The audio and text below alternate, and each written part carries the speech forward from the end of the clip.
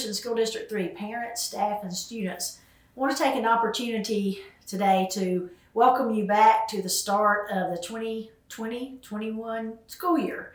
I know as we've gone through the summer and since the closure of our buildings in March, there's been many questions about where do we go from here and how do we reopen. So I just want to take a few minutes this morning to talk to you about some things we've put in place to reopen schools safely and effectively for your students for the school year.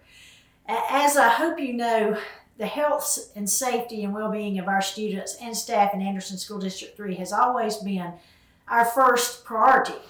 We believe that students can't learn if they're not in a safe environment and if they're not healthy while they're here. So that's the foundation of everything that we do, is to try to have a safe atmosphere for our students and for our staff, because we also know that our staff members can't work and help our students if our places are not safe and if we're not healthy. So please be confident that we are doing everything we can do to provide a safe environment for your students and for our staff when we reopen our school buildings in August and early September.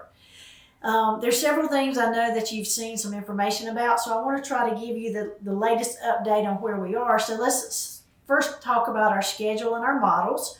About a month ago, in mid-June, we put out some information of 4 different possible scheduling models. Model 1 was full face-to-face, traditional as we've known it. Model 2 was face-to-face with some adjustments for some distance learning days.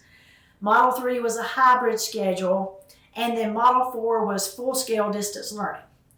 That was how we thought we would start school, and really we're still functioning under one of those 4 models, but since we put that out, of course, we've had to adjust our calendar and put out a calendar adjustments based on some more recent recommendations we got from our governor. So, latest thing as of July 29th, where we are today, is that we will start school with a 5-day face-to-face model, and we will also offer a virtual distance learning for those parents and families that are not totally comfortable coming back with a 5-day face-to-face model.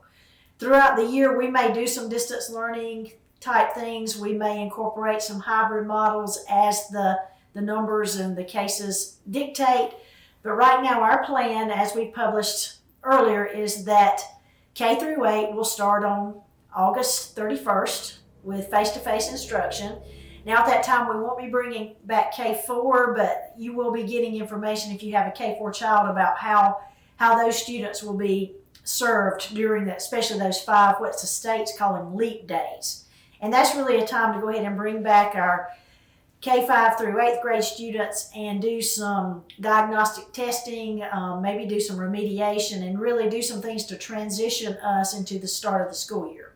And then of course, our regular school year for all students, and this includes our high school students, will start on September 8th with our regular face-to-face schedule that Tuesday after Labor Day. So those are really our schedule that we're looking to. Please know, as we look at all these scheduling models, we're constantly monitoring the data from the CDC, from DHEC, from Anderson County Emergency Management, from ANMED. We're constantly looking at the trends and numbers of cases in our zip code. We're looking at age groups. And just to give you an idea of where we are today, and I looked at this morning, our Anderson County zip codes are probably the lowest in any of the districts. And right now we're around, I think, about 20 cases in Star and about 10 to 11 cases in Ivy.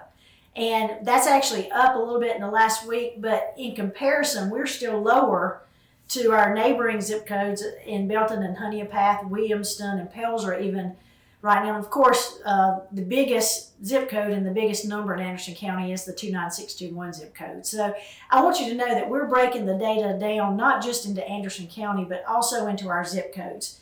The other thing I look at a lot is the age group of the cases. And right now, in students and basically children 0 to 10 age-wise, only 4% of the cases statewide is coming from that age group. So it makes me feel good about what's going on in the elementary population. And then that next breakdown of ages 11 to 20 that gets to our more upper elementary and middle and high school, only 11% of the cases are in that age group. And so even as we look at how the virus is affecting our students, we know that the higher population of positive cases is coming from really when you start from 21 to 31 and you go from about 21 to 60, that's where you're seeing the major number of cases. So I just want you to know that we're looking at the data constantly because, again, we're committed to health and safety of our students. A couple things we have in place, and we're going to just briefly touch on those, and your individual schools administration can tell you more about this, but we get a lot of questions about face mask. And are we requiring face mask or some type of neck gaiter, which is also a good possibility? So easy answer to that is to say that face masks are required from the bus to the classroom, which means when the students get on the school bus, if they don't have a face mask, they'll be given a disposable mask. When students are dropped off in the car rider line, they should have on a face mask, but if there's a problem with that, we'll provide them one. We've ordered enough face masks to give every child in the district one, and we're also looking at neck gaiters because that's a good possibility with some of the students too. Our teachers will have masks and actually face shields to use in their teaching because we know that's effective for students to be able to see their mouth. So those expectation is, when I say it's from the bus, car rider line to the classroom, masks will be worn at all times until we get to the point of the classroom, and then the teacher can use some discretion there based on the social distancing in place and the activity going on. But again, we'll have the safeguards in place and mask and face shields and social distancing so that we feel like we can do class with minimal incidents of transmission based on our procedures in place. Another thing I think that's important for you to know about Anderson School District 3 is that our board for a long time has been committed to small class size ratios, especially in elementary school. And whereas you may see typical elementary classes in other districts, their class size around 24, our general staffing ratio in K through 5 is actually 18 to 19 per teacher.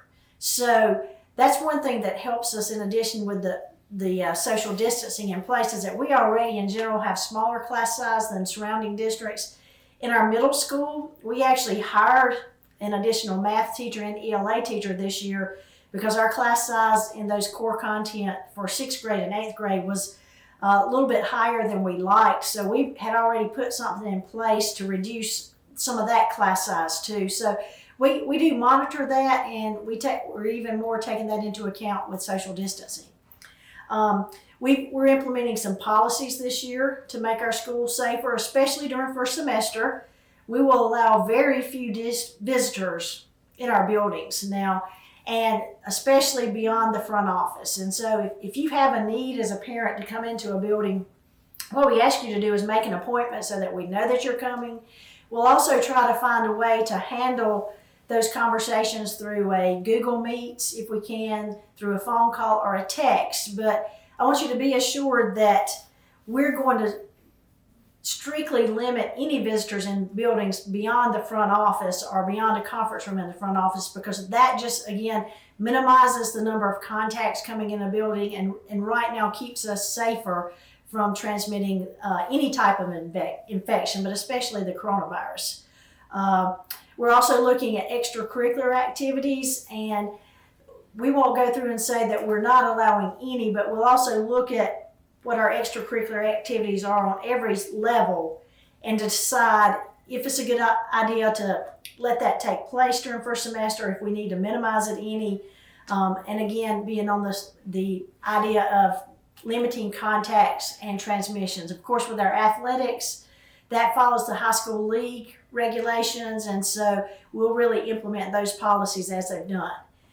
Now, I know another big topic probably on your mind is what are we doing in our buildings to keep them clean and sanitized? So Dr. Nixon and our maintenance and custodial staff have been working tirelessly all summer, and I commend what they've been doing to make sure that we're going above and beyond in our buildings to have a plan for safety as far as sanitation goes and cleaning. So I'm going to give him a few minutes now just to talk about some general things. And again, if you have specific questions, let's direct those to the buildings, because that's where you'll get the best answer as far as what's going on in your child's specific school. Thank you, Ms. Hipp. We are truly blessed in Anderson School District 3 to have dedicated administrators, faculty, staff, and students, and we're very excited to bring everybody back to school. We've been working tirelessly to make our schools the cleanest and most sanitized environment that we can provide for our students when they return. This summer, all HVAC filters have been changed district-wide by our maintenance staff. In addition, we are replacing water fountains with no-touch bottle fillers at every location and encouraging students to bring water bottles to fill during the day. All of our buses, when we provide transportation for students, will have been disinfected with the latest COVID-approved methods and chemicals. This will also take place every day after students are transported in the morning and in the afternoon. In Anderson 3, we're now using uniform chemicals district-wide, and processes for basic cleaning and disinfecting at every location are going to be uniform. All of our custodial and maintenance staff are now receiving training of CDC-approved custodial practices for every location to be up to date with the latest techniques that can be provided for CDC guidelines. All high-use areas are going to be disinfected multiple times daily. This is through the use of electrostatic sprayers, in which we'll use a chlorine dioxide chemical that will not harm clothes and is safe to the touch, that provides a very fine mist that will dry quickly and allow us to provide sanitation in between changes in high-use areas such as our cafeterias and gymnasiums. Equipment and surfaces in classrooms will be disinfected in between class changes. Teachers will be provided supplies and materials as well as training to assist us with performing this task. Arrangement in our classrooms. Non-essential furniture are being removed from all of our classrooms during the summer to allow for maximum social distancing in all of our instructional areas. After students leave the building, we're implementing the use of misters and foggers, and also using the BioTab 7 chemical that I mentioned that uses chlorine dioxide to spray every building and every surface, so that every surface will be disinfected after hours every day. We're providing sanitizer dispensers in every classroom, so students will have access to sanitizer in every classroom and high-use area in every school. Ms. Hipp mentioned face shields and coverings for every employee and student in Anderson 3. Information and signage will be placed throughout the schools to remind students of such issues as social distancing, hand washing, and proper spacing in the hallways. We're very excited to bring our students back in Anderson School District 3. This information, as well as other information, will be posted on our webpage. And we also encourage you, if you have any questions, please don't hesitate to contact your school or the district office for additional information. We're here to serve you, and we're excited to get everyone back to school. Thank you, Dr. Nixon, for just giving us some brief information.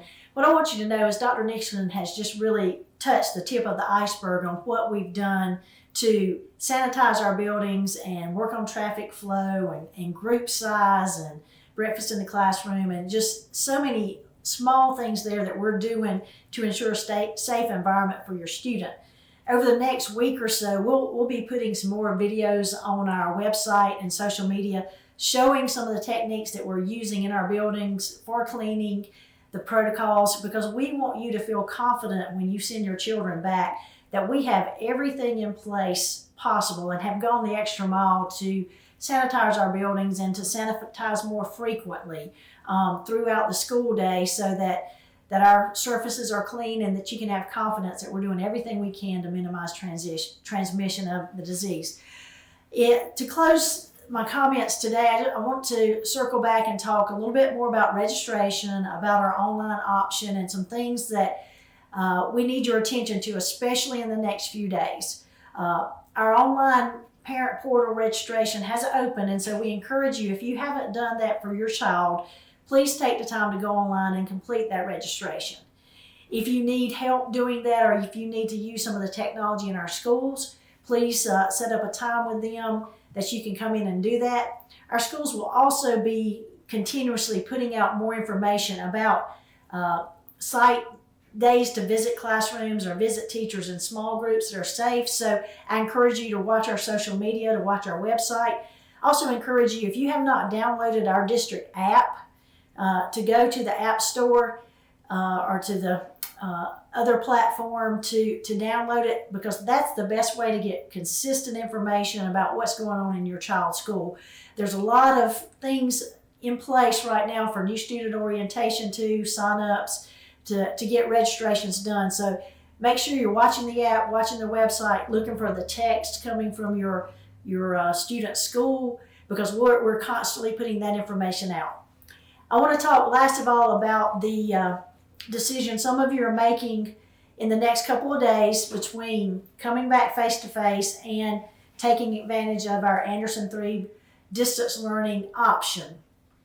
We need that information by Friday, July 31st, because those numbers really dictate some of the staffing assignments that we'll have to make between now and August 31st.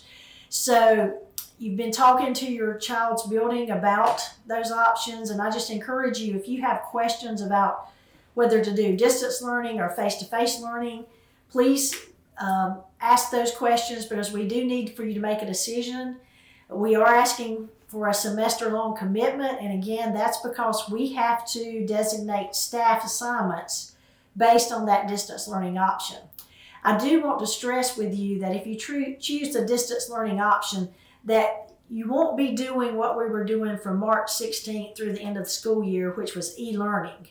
Our distance learning option will be face-to-face through the Chromebook, more real-time instruction during the school day, and so there's parameters in place that we have to be disciplined to make that happen. So it's basically the difference in what you're doing from face-to-face instruction and distance learning is really just the location you're doing it.